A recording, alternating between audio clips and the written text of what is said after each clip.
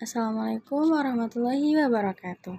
Halo teman-teman semuanya, mari belajar bersama mengenai penggolongan bank. Yuk simak penjelasannya. Assalamualaikum warahmatullahi wabarakatuh. Perkenalkan, nama saya Bu Anitami, NPM 19510200033 dari Prodi Perbankan Syariah kelas C semester 6. Di sini saya sebagai pemateri pertama akan menjelaskan mengenai fungsi, tugas, dan wewenang dari Bank Indonesia atau Bank Sentral. Akan tetapi sebelum lebih jauh membahas mengenai tugas, fungsi, dan wewenangnya, akan lebih baik apabila kita sedikit mengulas mengenai sejarah berdirinya Bank Indonesia itu sendiri. Awal mula berdirinya dan munculnya bank-bank di Indonesia ialah dengan didirikannya Bank Dirijen Belanda pada tahun 1828 dengan nama De Gevis Bank, yang mana bank ini memiliki kewenangan untuk mengatur segala kegiatan perbankan yang ada pada saat itu, serta diberikan kewenangan untuk mengedarkan uang di daerah-daerah di Indonesia. Kemudian, pada tahun 1951, tepatnya sesudah kemerdekaan, munculnya desakan-desakan untuk mendirikan dan mendeklarasikan Bank Sentral sebagai wujud kedaulatan ekonomi Republik Indonesia, sehingga tepat pada saat itu, dibentuknya lah panitia untuk menasionalisasikan De Gevis Bank ini dan mengembalikan saham-sahamnya, sehingga saham dari Bank Sentral ini sendiri ialah murni milik Republik Indonesia. Kemudian pada tahun 1953 melalui Undang-Undang Nomor 11 tahun 1953 tentang Bank Indonesia, maka dideklarasikannya lah Bank Indonesia sebagai Bank Sentral Republik Indonesia, yang kemudian kegiatannya adalah untuk menjaga dan mengatur kestabilan sistem keuangan yang ada di Indonesia. Dengan visi dari Bank Indonesia itu sendiri ialah menjadi bank sentral digital terdepan yang berkontribusi secara nyata terhadap perekonomian nasional dan terbaik di antara negara emerging market untuk Indonesia maju. Dengan tujuan tunggal dari Bank Indonesia ini ialah sebagaimana yang tertuang pada pasal 7 Undang-Undang Nomor 23 Tahun 1999 yang kemudian diubah dalam Undang-Undang Nomor 3 Tahun 2004 dan Undang-Undang Nomor 6 Tahun 2009 mengenai tujuan tunggal dari Bank Indonesia itu sendiri ialah untuk mencapai dan memelihara kestabilan nilai rupiah terhadap dua aspek. Yang pertama yaitu adalah kestabilan nilai rupiah terhadap barang dan jasa, yang mana hal ini mencerminkan laju inflasinya. Yang kedua yaitu kestabilan nilai rupiah terhadap nilai tukar mata uang asing. Selanjutnya itu adalah 3 pilar utama dari Bank Indonesia. Yang pertama adalah menetapkan dan melaksanakan kebijakan moneter. Yang kedua adalah mengatur dan menjaga kelancaran sistem pembayaran. Dan yang ketiga adalah sebagai stabilitas sistem keuangan. Yang mana dalam menjalankan tugasnya ini, Bank Indonesia selaku Bank Sentral dipimpin oleh Dewan Gubernur yang terdiri dari seorang gubernur, seorang deputi gubernur senior, serta sekurang-kurangnya 4 sampai dengan 7 deputi gubernur. Sekian yang dapat saya sampaikan, lebih dan kurangnya saya mohon maaf, kepada Allah saya mohon ampun. Saya akhiri, wassalamualaikum warahmatullahi wabarakatuh.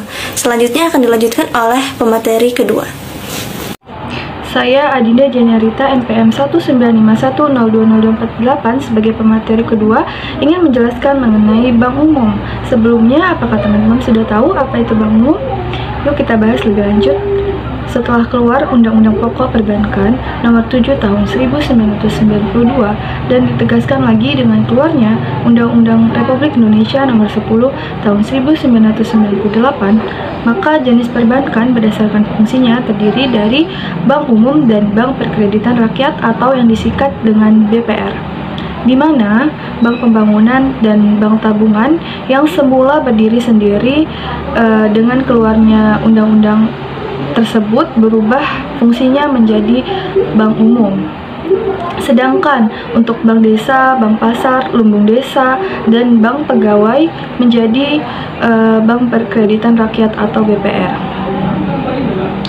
Adapun pengertian dari bank umum sendiri yaitu yang sesuai dengan Undang-Undang Nomor 10 Tahun 1998, yaitu bank yang melaksanakan kegiatan usaha secara konvensional dan atau berdasarkan prinsip syariah yang dalam kegiatannya memberikan jasa dalam lalu lintas pembayaran.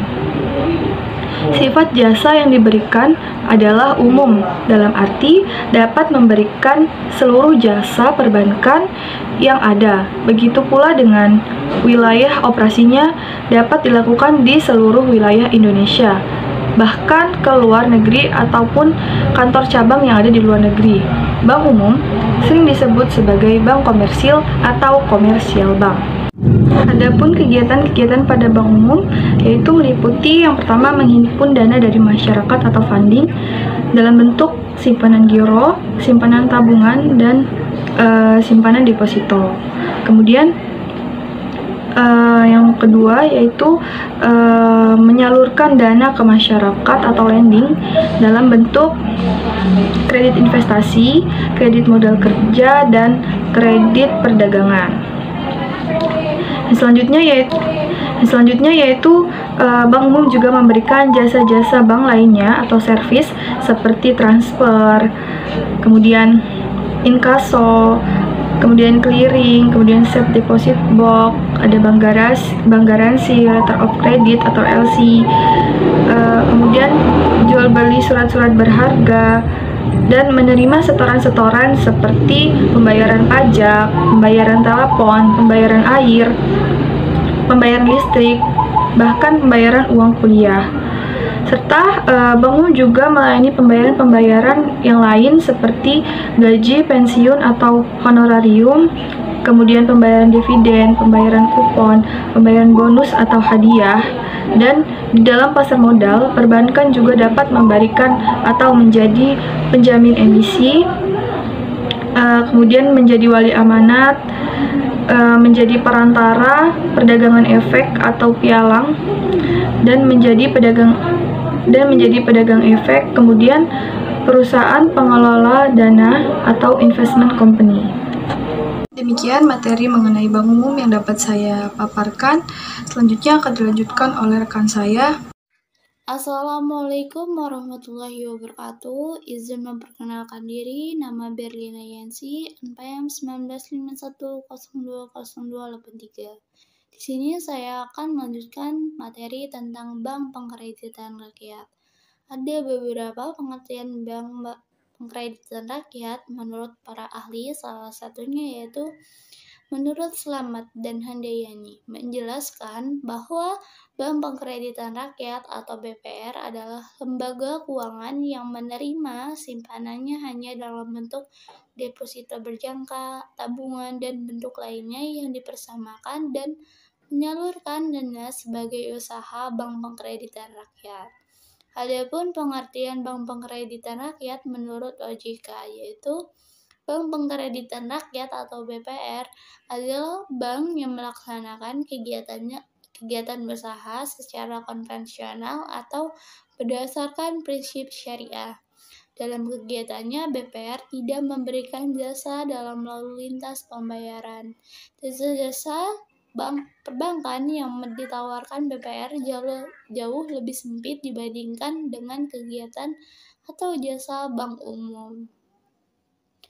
Adapun kegiatan BPR yaitu yang pertama menghimpun dana dari masyarakat dalam bentuk simpanan berupa deposito berjangka, tabungan, dan atau bentuk lainnya yang dipersamakan dengan itu. Yang kedua itu ada memberikan kredit investasi dan lainnya. Yang ketiga menyediakan pembiayaan bagi nasabah berdasarkan prinsip bagi hasil sesuai dengan ketentuan yang ditetapkan dalam peraturan pemerintah. Yang keempat, menempatkan dananya dalam bentuk sertifikat Bank Indonesia atau SBI, deposito berjangka, sertifikat deposito, dan atau tabungan pada bank lainnya. SBI adalah sertifikat yang ditawarkan Bank Indonesia kepada BPR apabila BPR mengalami over liquidity atau kelebihan likuiditas. Ada beberapa jenis usaha yang tidak boleh dilakukan oleh BPR. Usaha yang tidak boleh dilakukan adalah menerima simpanan berupa giro dan melakukan kegiatan usaha dalam valuasi. Sekian materi yang dapat saya sampaikan. Selanjutnya akan dilanjutkan materi selanjutnya. Perkenalkan, nama saya Bella Prilia, NPM 1951020032. Sebagai pemateri keempat, ingin menjelaskan mengenai bank berdasarkan prinsip syariah. Sebelumnya, apakah teman-teman sudah tahu apa itu bank berdasarkan prinsip syariah? Mari kita bahas lebih lanjut. Bank berdasarkan prinsip syariah belum lama berkembang di Indonesia. Namun, di luar negeri, terutama negara-negara Timur Tengah seperti Mesir atau Pakistan, bank yang berdasarkan prinsip syariah sudah berkembang pesat sejak lama. Bagi bank yang berdasarkan prinsip syariah dalam menentukan harga produknya sangat berbeda dengan bank yang berdasarkan prinsip konvensional. Adapun pengertian dari bank berdasarkan prinsip syariah yaitu aturan perjanjian berdasarkan hukum Islam antara pihak lain untuk menyimpan dana atau pembiayaan usaha atau kegiatan perbankan lainnya. Dalam menentukan harga atau mencari keuntungan bagi bank yang berdasarkan prinsip syariah yaitu yang pertama, pembiayaan berdasarkan prinsip bagi hasil atau mudharabah. Yang kedua, pembiayaan berdasarkan prinsip penyertaan modal atau musyarakah. Ketiga, prinsip jual beli barang dengan memperoleh keuntungan atau murabahah. 4. Pembiayaan barang modal berdasarkan sewa murni tanpa pilihan atau ijarah. Yang kelima, adanya pilihan permindahan kepemilikan atas barang yang disewa dari pihak bank oleh pihak lainnya atau ijarah wa itikana. Sedangkan dalam penentuan biaya-biaya jasa bank lainnya bagi bank yang berdasarkan prinsip syariah juga sesuai dengan syariah Islam. Dalam sumber penentuan harga atau pelaksanaan kegiatan bank, prinsip syariah dasar hukumnya adalah Al-Quran dan Sunnah Rasul. Bank berdasarkan prinsip syariah mengharamkan penggunaan adanya harga produknya dengan bunga tertentu. Bagi bank yang berdasarkan prinsip syariah, bunga adalah riba.